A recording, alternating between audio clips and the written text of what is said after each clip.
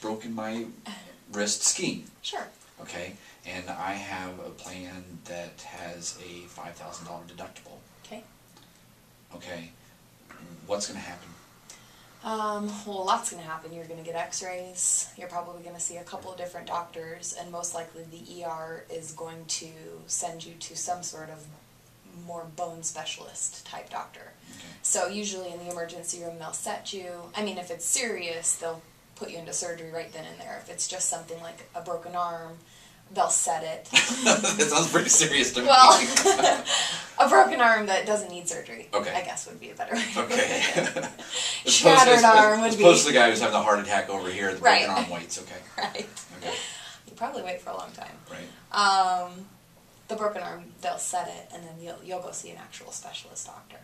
Okay. So everything that's done in an emergency room will be subject to the deductible.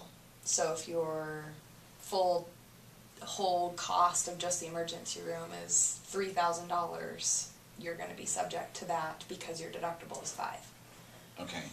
So my deductibles. So now I've got to pay up to $5,000 in the medical bills before the insurance company starts paying anything. There's a negotiated rate, so you're not paying an uninsured. You know, the hospital's going to bill the insurance carrier, and the insurance carrier is going to apply a discount, which is anywhere from 30 to sometimes 60% okay, and so off then, of the bill, and you owe the difference.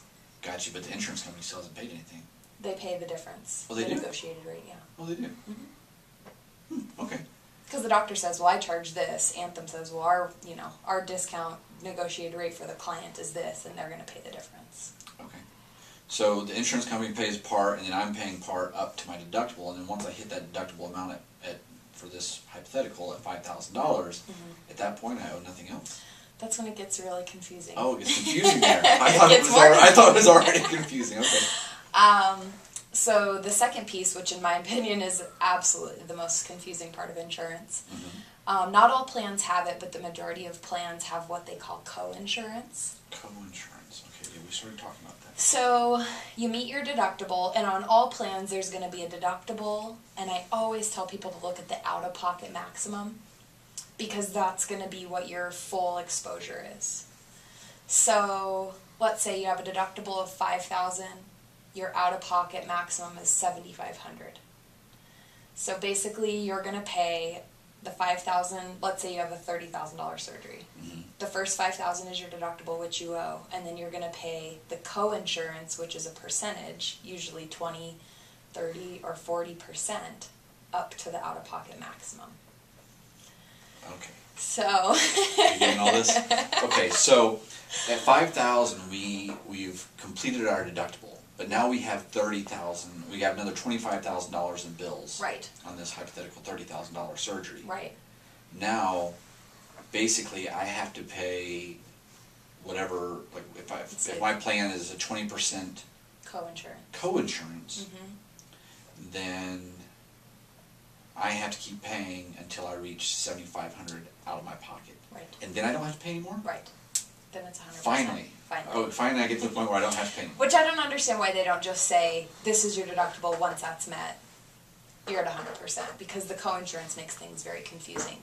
It does. I've started selling plans that have zero co-insurance just to say, this is it. Yeah. Okay. Yeah. So, an out-of-pocket, is that a term that is only used with co-insurance? Not necessarily. I think an out-of-pocket max is on all plans. Okay.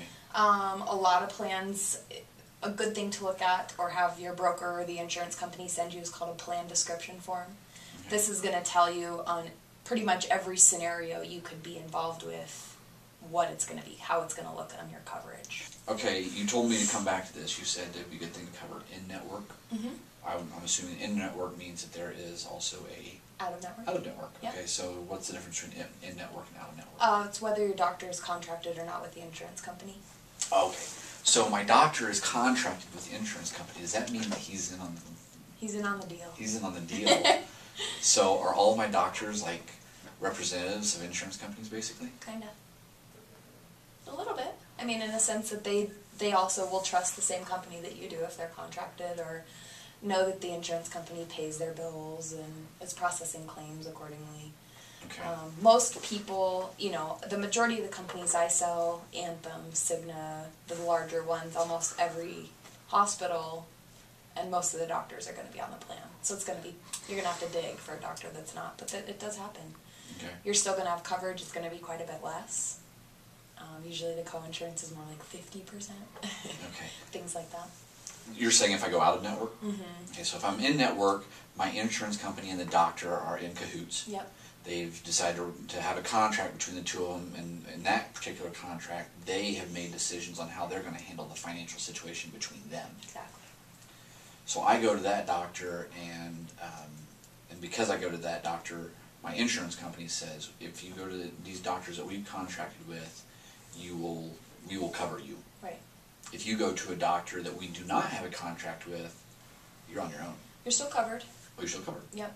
Just usually your deductible's higher, your out-of-pocket max is higher, your co-insurance is higher, so there's still coverage. You're still protected. It's just at a much higher rate to you. Is that something that shows up when I do all of my, before I sign my policy? Mm-hmm. That's in the plan description form. It's in the plan description, so I can find out beforehand. I go, well, if I go to the doctor that's in my network, right, this is how much I have to pay. If I go to a doctor that's out of my network, I can figure out how much I would have to pay? Yep. Oh, that's good to know. Okay. So what do you feel like when you meet with somebody who's a young adult, which you said is your target population? What are some of the most frequently asked questions you get? What are some of the biggest potholes, or what's the word I'm looking for? The downfall, mistakes, whatever. What are some things that people could do to, you know, help themselves be prepared? I mean, you know, first start with FAQs and then. Sure. It is a lot of education. It's a lot on, like, all the pieces we just covered. What does this even mean? What's the terminology? So I've kind of started calling myself more of a consultant. Even, you know, young to old, it's like, here's what I have, here's what I think it is, here's what it really is. A lot of the big questions with young people is, am I covered doing active things? You know, if I'm up skiing, what's this going to look like? If I am dirt biking or running or just being active. So that's usually a big topic. Is that contingent? Each plan is different, or is it just kind of, is there a way that we could on our website have like an FAQ thing that would be concrete, or is it just too moving target? You know, the majority of plans now do cover people that are being active. A lot of the times, if you're professionally racing or being paid in that sense, they're typically, you know, you're not covered. That's a different type of insurance. Okay. More money, more cost. Right. But I think we covered the majority. I mean, people are asking the same things pretty much you are. What the heck's a copay, and why is the price so high? Right. So that's usually the conversation. That's a whole different day. Any big mistakes that you see people make where they wind up in a lot of trouble after having gotten their insurance? Besides not paying the bills? Yeah, not paying the premium would be a big one. The other one is choosing a super high deductible just because you want a low monthly price. It's a hard, you know, that's a hard line. You know, I want to save monthly premium, but I also want a low deductible, and it's really wanting your cake and eating it too. Yeah. So sometimes you just have to swallow the price, and I would rather see somebody that's young and active on, you know, a slightly higher premium so that when something does happen, they're not bankrupt because of it. Right. That's a huge one.